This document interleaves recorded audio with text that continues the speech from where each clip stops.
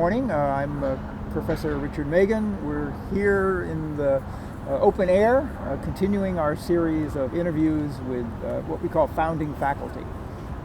We have talked to all of the original faculty members that we could find, and we're now trying to follow the history and trajectory of the department with the faculty that have contributed to bioengineering, to the bioengineering connection to the College of Medicine, and whose careers have overlapped with our students and the department. Today I'm quite happy to have Professor David Carley with me. David and I started together here at UIC, I think about 18 years ago. David had already been here, and we tried to sort of rebuild the bioengineering program and department, and I'm looking forward today to talking with him about some of these experiences, and also trying to learn from him a little more about what motivated him to go into a career in bioengineering, and maybe talk about some of his experiences here at UIC in research and teaching and in mentoring students who are interested in bioengineering. So, David, welcome. Thanks, Richard. It's a pleasure to be here. Yeah, it's a great day and a beautiful day. That it is. I think we were just sitting in my office looking around at how the department has grown and developed, and I wanted to ask you first, what was your first interaction with bioengineering? How did you become involved? Because I always took you as a strong supporter and a given, sort of like Brenda Russell, another person that I'll be interviewing later this fall. Well, I guess there's two answers to that. One is involvement with bioengineering as a discipline, if you like, and the other would be bioengineering as a program and department here at UIC.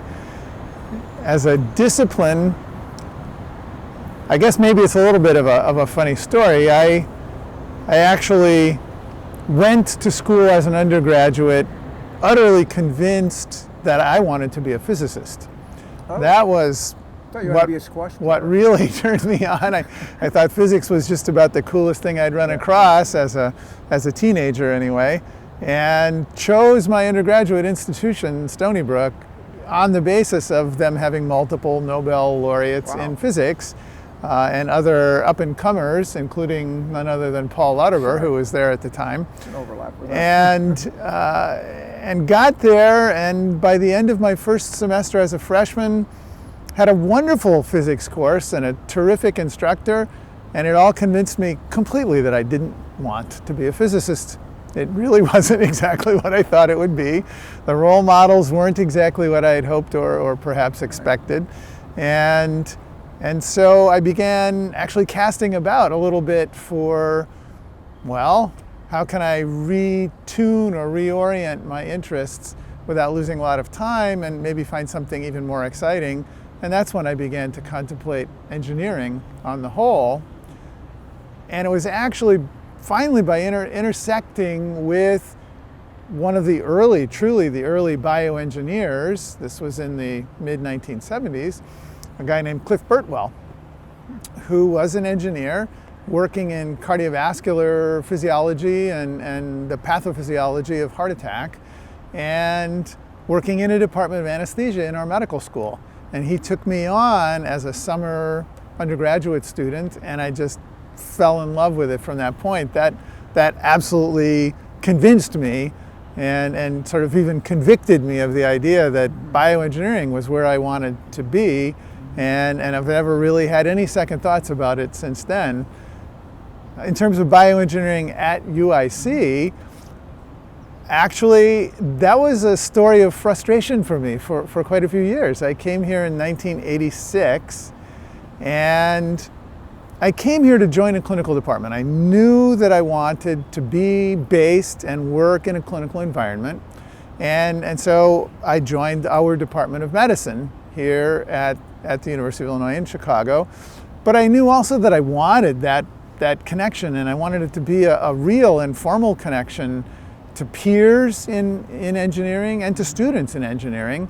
And I made several approaches to the program at that time, and was basically told, well, you can advise our students, but that's about it.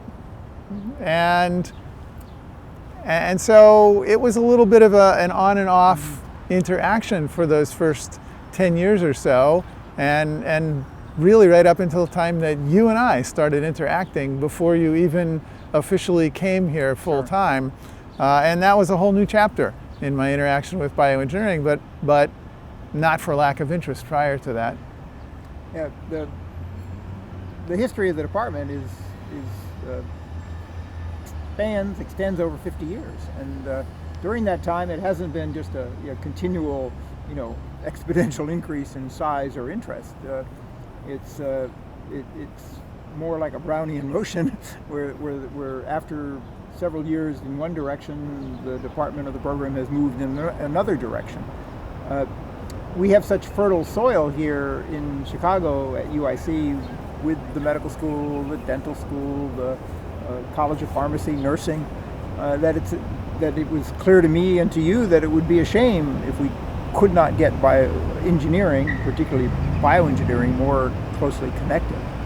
That's what excited me about coming here, and then I was excited to find you and others who had that belief, and we struggled mightily, I think, for quite a while to bring the assets together and to develop and establish the programs that have today grown largely into an integrated program, where the current department head, Professor Royston, has appointments in both the College of Medicine and the College of Engineering, and the department is officially under both colleges, which is the model I think that they have at MIT and Harvard, where you went to graduate school, right? It is indeed. They struggled in their own right with some of those decisions and how to implement that, but I think from very early on with that program, the so-called Health Science and Technology program, it's actually a joint initiative between MIT and Harvard Medical School, given that MIT contemplated briefly starting their own medical school and elected not to.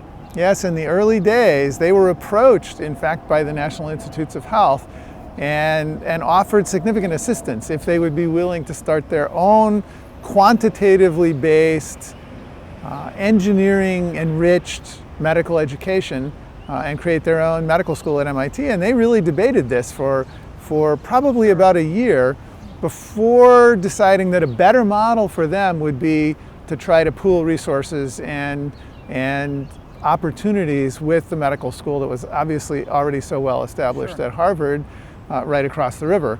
And out of that came the Health Science and Technology division, which is a joint division of both institutions. But it's the same goal of a true integration between medicine and life sciences with engineering. And that's where you completed your PhD? I did. I completed my PhD there. I actually have a diploma that has the signs and seals of both institutions on it, which is a little feat for them. They didn't have a long history of this, but I think so far, we're now 40 plus years out for the Health Science and Technology program, and the model has sustained, and I certainly expect to see the same happen here at UIC. We're about 4 years out, but I think the trajectory is good.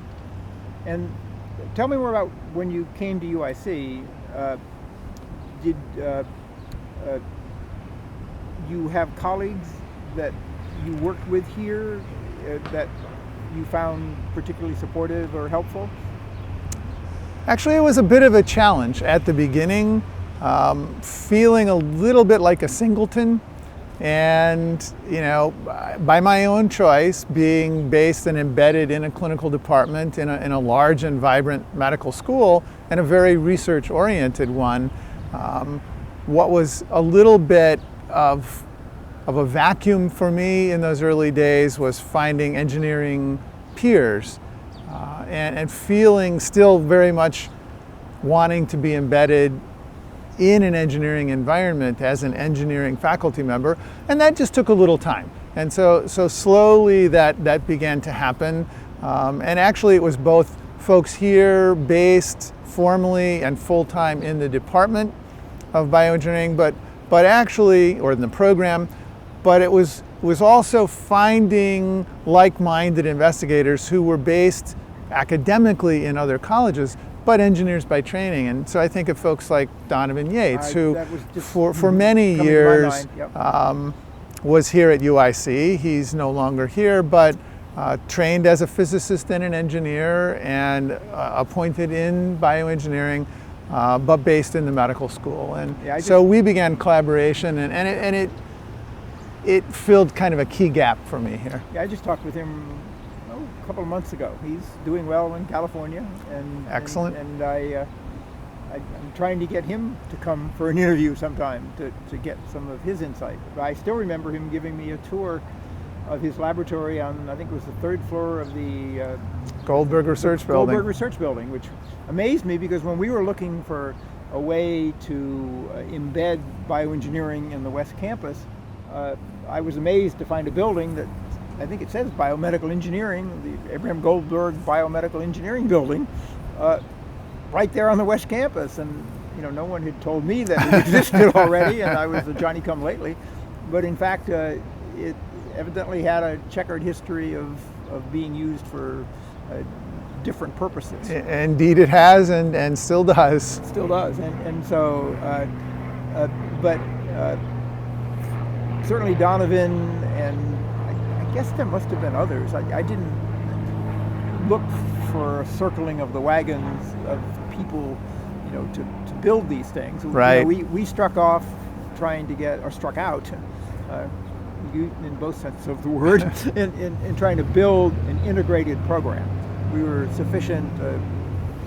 This is David and I in writing a Whitaker grant that obtained funds to expand the department. It also we were able to maintain accreditation at a time when the department was going through some struggles, and then we built a home in the West Campus for bioengineering, and we also tried to develop the bioinformatics, although really that's neither the core of what either of us do. I was just reading in the paper today, Alvin Toffel died, and he was a sort of a futurist that projected in several books, Future Shock and The Third Wave, about the oncoming computer revolution and all the technology and its impact on lives and everything else. And I guess we were trying to do the same thing there with bioengineering and bioinformatics. And largely parts of this have grown, parts of it have not grown. Now at this stage in your career, do you see things more clearly, or do you see paths not taken, or are you? Well, I think that, ironically, perhaps in some ways, both the challenge and the opportunity for bioengineers is very much what it was 40 or 50 years ago. I think there's still a bit of a challenge out there for bioengineering as a discipline to truly define itself in a way that's recognizable and understandable to, at the very least, the academic community at large, and ideally the entire community. Maybe the engineering community also. And certainly within the engineering community, of what is it that's unique? What's, if you like, the intellectual high ground, as we've talked about it between ourselves in the past, of bioengineering. And is there a hyphen in bioengineering? Is there a hyphen or not? Is it a layered mosaic, or is it and an by the way, discipline? Even the label is a challenge. Sure. My own degree doesn't say bioengineering with or without a hyphen. It says medical engineering and medical physics. So, and that's still what it says for this year's graduates. We talked in the past with some of the founding faculty about their intellectual model was cybernetics, which we think of today as cyborgs and cyberspace, but at one time it was the essence of what maybe you and I did a lot of in bioengineering, which involved modeling and prediction and improving the performance of assistive devices and trying to regulate and understand how the body works. And yeah, it was a very popular and developing area, but again, sort of fallen by the wayside. It has and it hasn't. I agree. It's perhaps a little bit about how broad your umbrella can be. So, Right. you know, I think about maybe what once would have been labeled cybernetics as machine learning. Right. And Artificial intelligence. and artificial intelligence, and it gets a variety of labels and a variety of applications, and I still find it very exciting, and I don't feel in a bubble or a vacuum in, I think, having that perspective. Part of what I still am doing today is using machine learning to try to predict dangerous driving behaviors. And so I think there are all sorts of very practical, boots on the ground kind of applications of that approach, both the modeling and the predictive approach, that have very practical implications and don't need to remain in that realm of, you know, science fiction or fantasy, Right. whatever you might like to think. And so, in a way, I don't think we can direct bioengineering too much because we don't want to stifle creativity. Right. But you know, I think an area that still is very ripe for growth is the whole business of, you might say, molecular mimicry or biological mimicry that can be engineered. We're moving so close to artificial skin, artificial organs of all sorts, much more intelligent and sophisticated drug delivery systems. And all of this is happening really by a better understanding and a better pairing of knowledge and approaches between molecular biology, life sciences in general, and engineering and quantitative approaches. And it's that marriage that I think can evolve out of bioengineering, or in the best scenario, even be directed by bioengineering. And so you ask me, you know, where are the paths not taken, or where are the opportunities? Right. And I think to sort of circle it all together, the quintessential role of a bioengineer is to be the integrator or the orchestra leader. And it's a big, big challenge.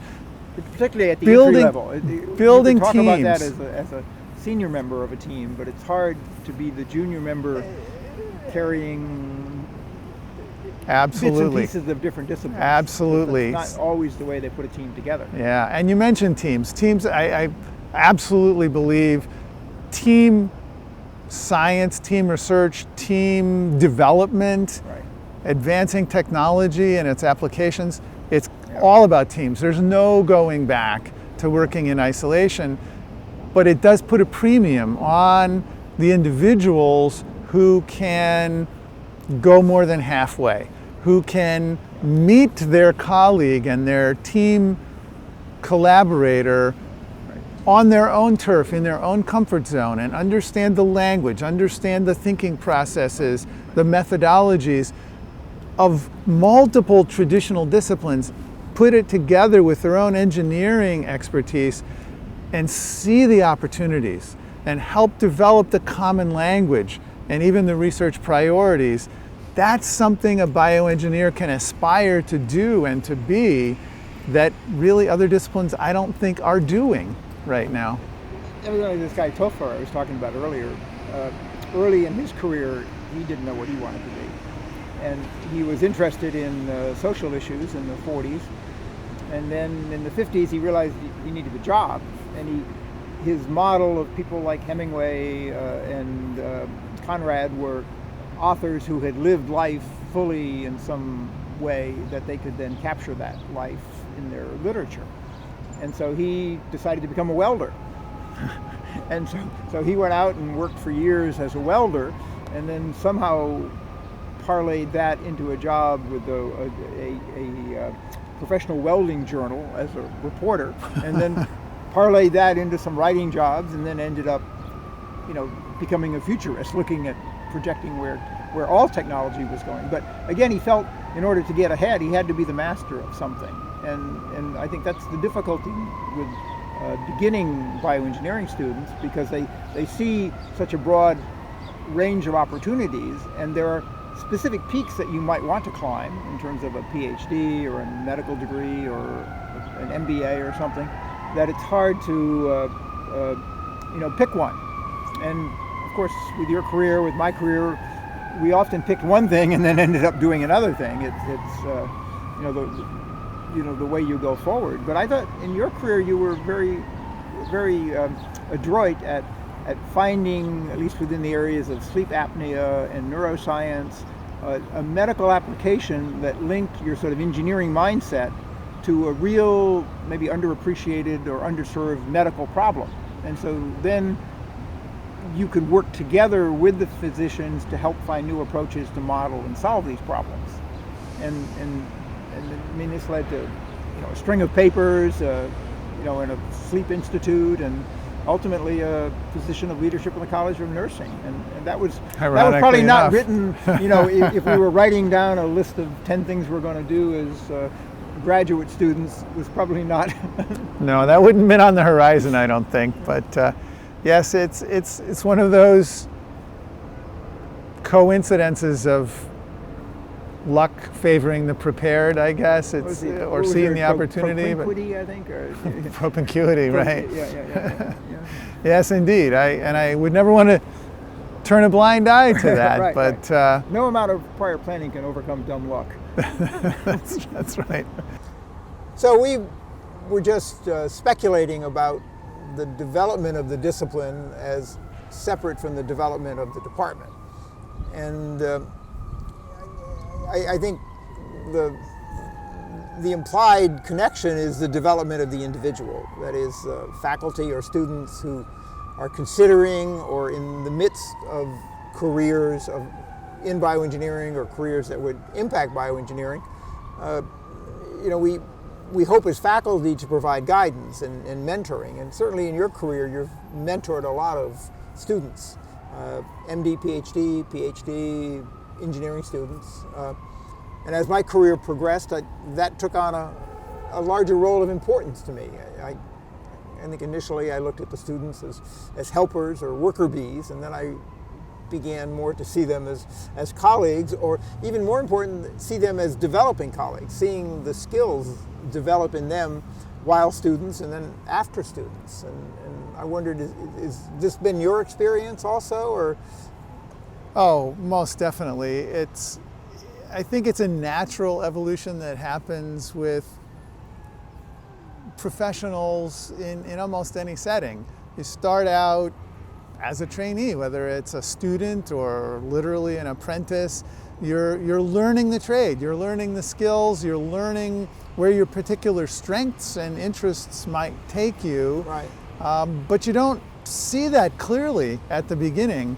And over time, with experience, you hopefully evolve, and it becomes more clear that there's both an opportunity and really, I think there should be an expectation of you as a professional to assist with reassuring and enabling and providing opportunity for those folks that are coming behind you and are more junior.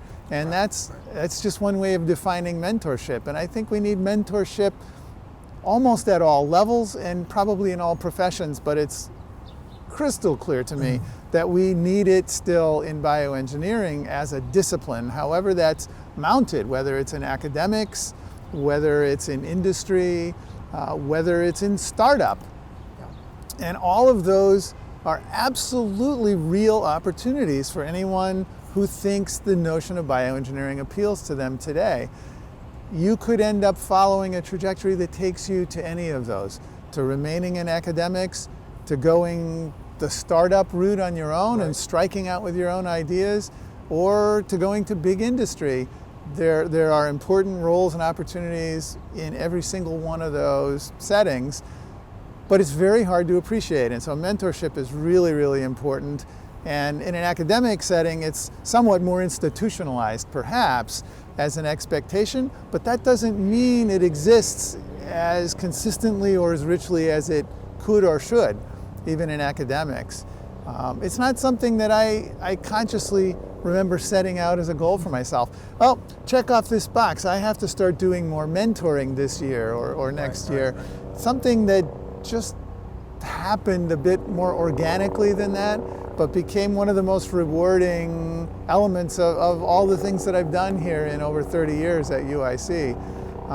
So if I guess there's a message for folks who are already trainees in bioengineering or thinking about it's persist and reach out and communicate and find your mentors, because they will make a big difference. Right. I think we now reward and encourage advising at all levels, and it's charted, at least in the department now, in terms of there are, just as you have a rate your professor form for your lectures and your courses, there are rate your advisor forms.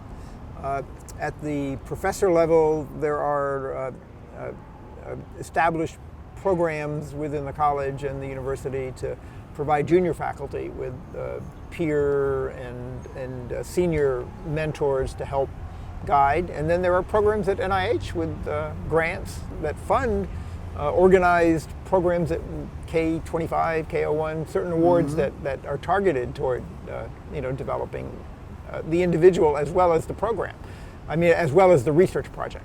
I think the one big change, talking about the future shock going forward, was how the research moved out of the hands of the individual and the individual discipline into the interdisciplinary, multifaceted, multi-leveled contribution.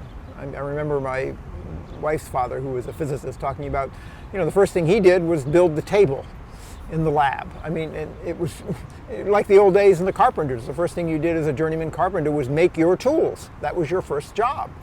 And then you basically had to build the things yourself and make the measurements yourself. There was almost a disdain for sharing or cooperating too much, which is just ludicrous today. I mean, why would you not make use of what is available and collaborate with those who know? Fortunately, this has changed, and now it isn't just that you can get information. It's easier to make connections with people, easier to build together. I'm hoping that this connection with the College of Medicine will help us to keep building, the department. Is there anything you can foresee as to what, other than you mentioned the molecular connections, do you think there'll be more engineer physicians, or the Urbana model they have now of the medical engineer, where they don't just have two programs at MIT and Harvard that work together, but they actually have, I have some friends down there now that they have a curriculum they're trying to develop that has linear system theory in there with physiology. So you usually don't teach Fourier transforms in medical school. I think that there is a role for that. I think that there's an opportunity for that. It's not a brand new idea. No. It's been a long time coming. And I think it's still a bit of an open question what the role of such individuals will be. But I do believe, and I see some evidence that this is a building direction. I don't think it's a wave yet, but right. The role of the physician scientist in a general way, I think, is now well established. The role of the physician engineer, I think, can follow a similar path, and it's about 25 years behind, perhaps.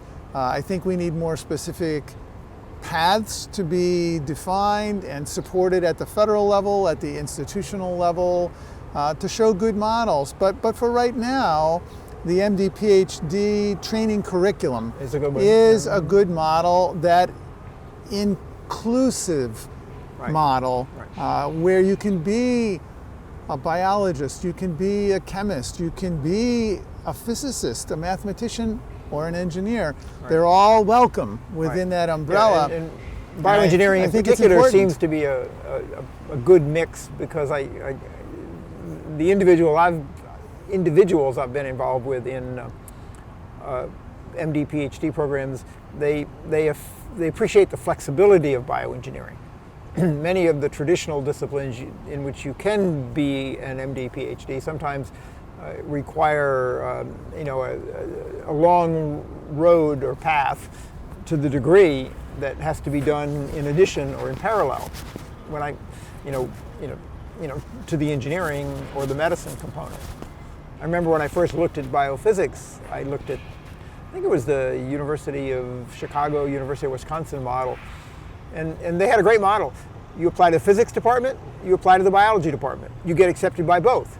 You find a thesis advisor in each department after you complete qualifying exams in both departments, and then you get those two advisors to talk to each other. And then when you finish, you are, basically it was a dual degree program. Well, I hate to say it, but that sounds incredibly reminiscent of my initial graduate study experience, where they were still, I think, learning how to optimize that joint approach. And we did the same thing. You get, in my case, it was get admitted to the electrical engineering and computer science department, and Right. then be considered for admission into the medical engineering, and Right. then be considered for admission into medical school, Right. and then take qualifying exams in both the department and in the medical school. And I'm happy to say that has gotten a bit streamlined and hopefully in rational and appropriate ways. But there is always that concern that by trying to be broader, you dilute the sophistication and depth of your training or your expertise in particular areas. And it's the risk of being perceived, not necessarily being, but being perceived as, the master of all trades. I mean, the jack of all trades, but the master of none. Right. And that's not what a bioengineer wants to aspire to be, even if it's important. Yeah. There's a good book, you may have seen it, just published recently, called Lab Girl. No, I haven't by seen Hope it. Jaron. And it talks about her career as a sort of geobiologist or or paleogeobiologist. And it was a long and difficult struggle for her. And she talks about some of the challenges that she overcame in again, working across disciplines and trying to work in a geology department as a woman at a time when that was not particularly welcome. And she said one of the biggest hurdles was what you were mentioning here, that people would look at you and try to categorize you on how you looked, not on how you performed. And so it's important, I think, for everyone to know as they go forward that professors and departments and programs do look at performance. Ultimately, granting agencies look at that in terms of funding. And it's this performance that should be the measure of success and the measure of the individual. But you have to find the right department and find the right way to do this. And it's broader than academics. The same applies in almost any professional work setting. And I think bioengineering can be a leader or a role model for some of this in all technical areas. And I think it's a good way to promote this wider perspective. It's sort of like the business model with, technical, biological, medical relevance built in. How we're going to go forward from this, I don't know. I mean, I see these 3D printers now. They're talking about printing a matrix and printing the cells, in the matrix, and and they're talking about modifying the genome in such a way that you can change the number of receptors in certain parts of your brain, and that'd be nice if you're trying to kick a soccer ball faster or better, and these things.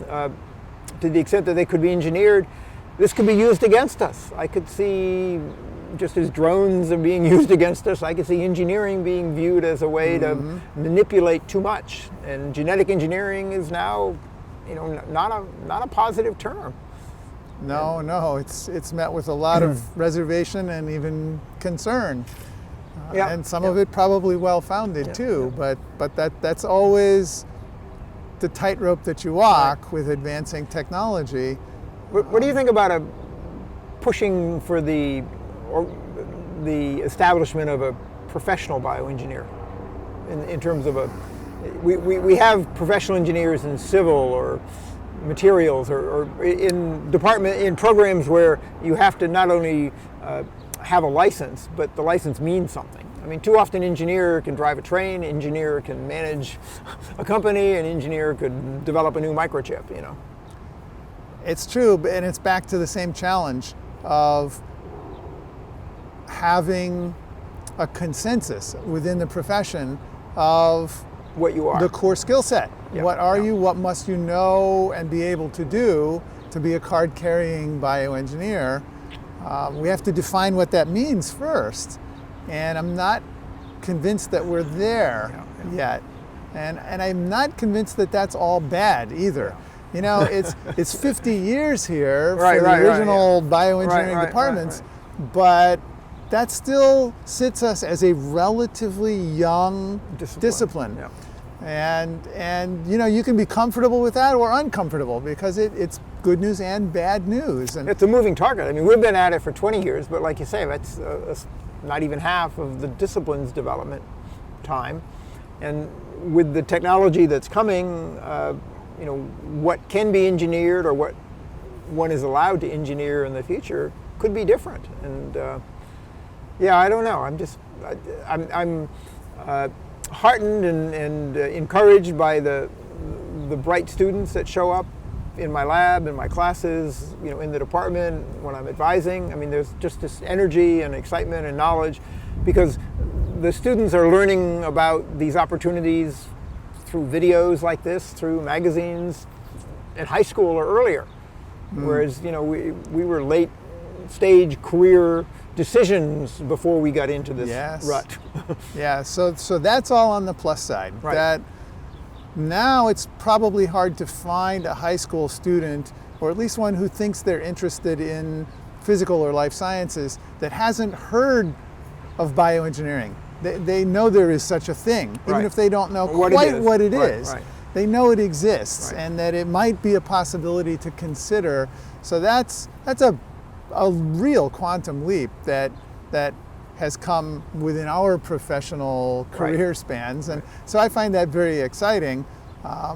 And I've grown comfortable, at least, with it being a young discipline that's very much dynamically evolving and continuing to change and morph, and to see that more as opportunity than as detriment or challenge. Half full, half empty glass. But it is something to be aware of. And I think the lifeblood in bioengineering, like any discipline really, it comes from the bright, young, energetic trainees. And faculty. Including faculty, because I see that as a continuum.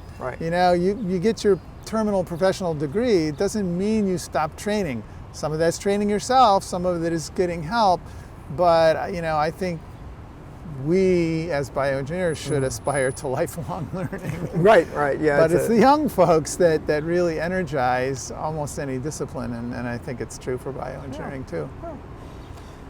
I've enjoyed sitting here talking to you and sort of re-examining some of the things we've done, some of the things that we've connected with the department or connected with our careers.